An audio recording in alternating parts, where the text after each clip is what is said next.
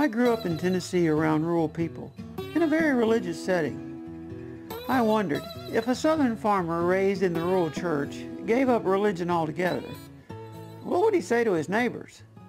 I call it the Sermon on the Hay.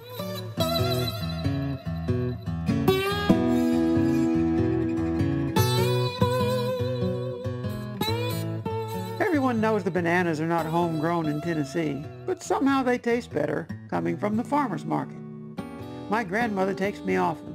Folks from town wander, each searching, feeling, and smelling for the perfect produce. Mason jars of preserves have ring lids clamping down a gasket cap.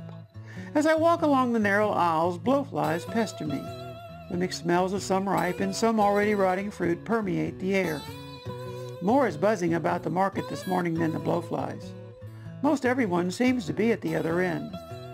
Curious about what is going on, my grandmother says, "Let's go see." When we draw near, we find that everyone is watching a young farmer. He has on bib-overalls, a plaid shirt, and a straw hat. The young man is not saying anything, just wandering around, occasionally picking up produce. Squeezing, sniffing, he weighs it in the palm of his hand.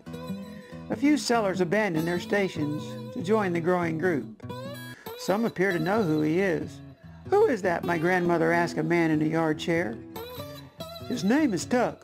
He's been talking all around town. My boy and I heard him in front of the hardware the other day. He really has something to say. He makes a lot of sense." Eventually, Tuck sat down on a bale of hay. Someone turned off the farm report. One by one, everyone noticed him sitting there, his legs swinging. The market noise ceased.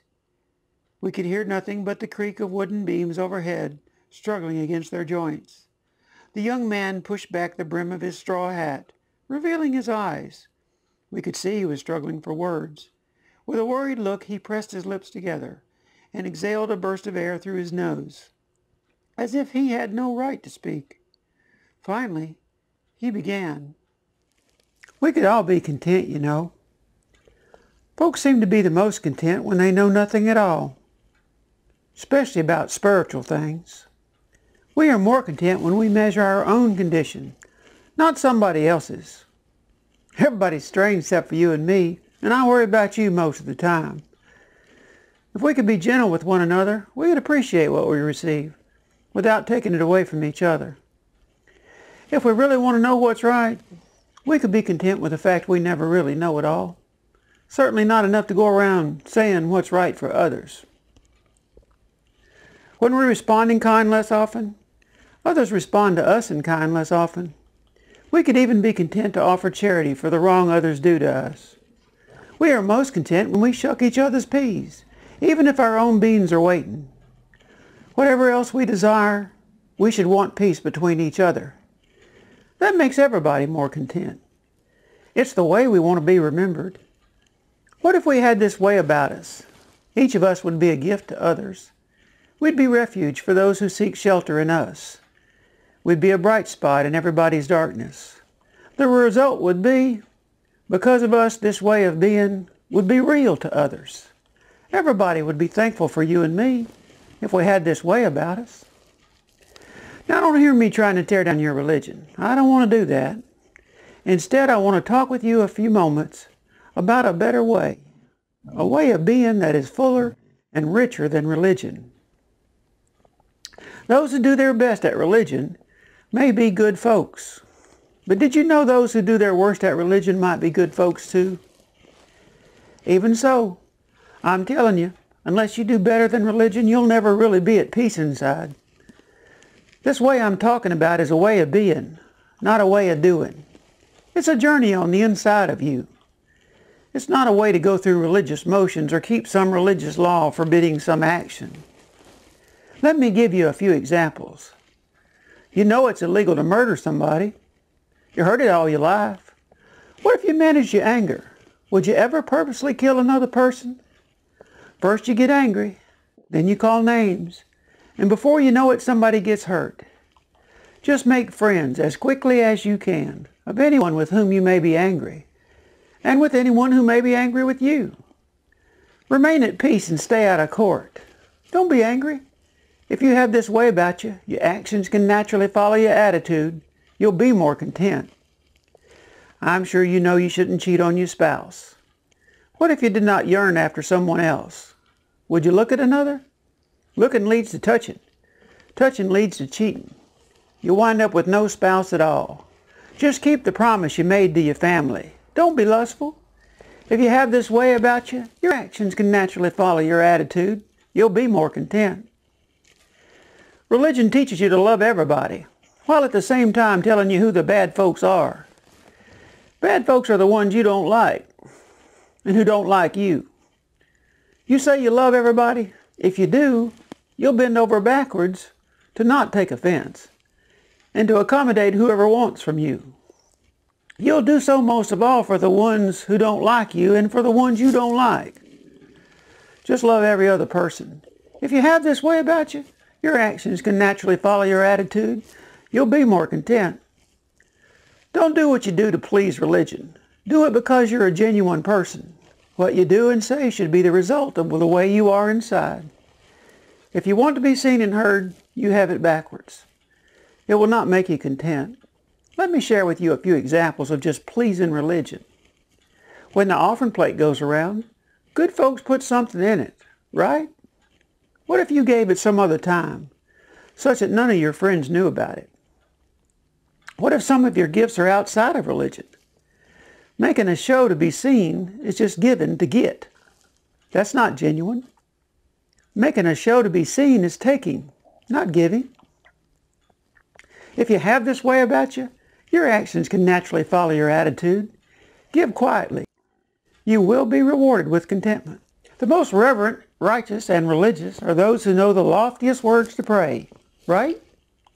What if your prayers were private? None of your friends would hear you. Isn't that as it should be? Are you praying to be heard by your friends? There really is no need to pray in public or to repeat the same words over and over. There's a more humble way to pray. If you have this way about you, your actions can naturally follow your attitude. Pray quietly. You will be rewarded with contentment. Good religious folks sacrifice themselves, don't they? What if no one knew about your sacrifices? If you get up your neighbor's hay one evening, don't tell everybody up and down the road about it. Don't show up for dinner all hot and sweaty either. Shower and wear clean clothes. Put a smile on your face. Ask others around the dinner table about their day. If you have this way about you, your actions can naturally follow your attitude. Sacrifice quietly. Contentment will be your reward. Whatever it is you want, you want. Your attitude is your attitude. You have a choice. If you desire to be revered by others, being seen and heard will be your focus. If you desire to build character, concentrate on your private, inward way of being. You can't have it both ways. You can't be content while seeking human recognition. So why worry about your reputation or the necessities of life? Look at all the produce around us. We're never going to starve, as long as we love each other.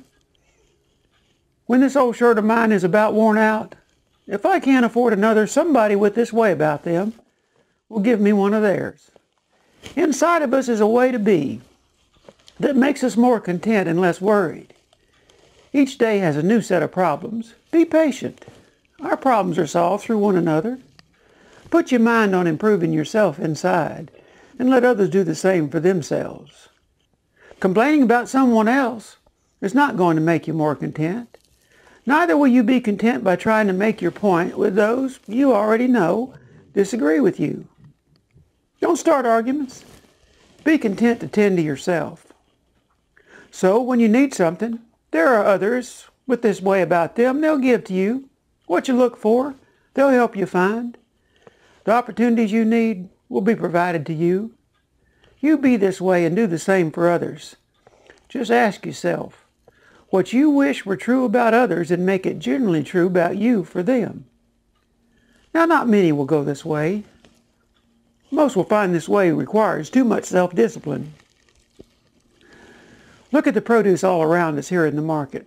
It's easy to see which fruit or vegetable is which, isn't it? We can tell by the color, the shape, the size, and even the smell. You folks raised in town, you might not have been able to tell one from the other when this same produce was just green shoots coming out of the ground.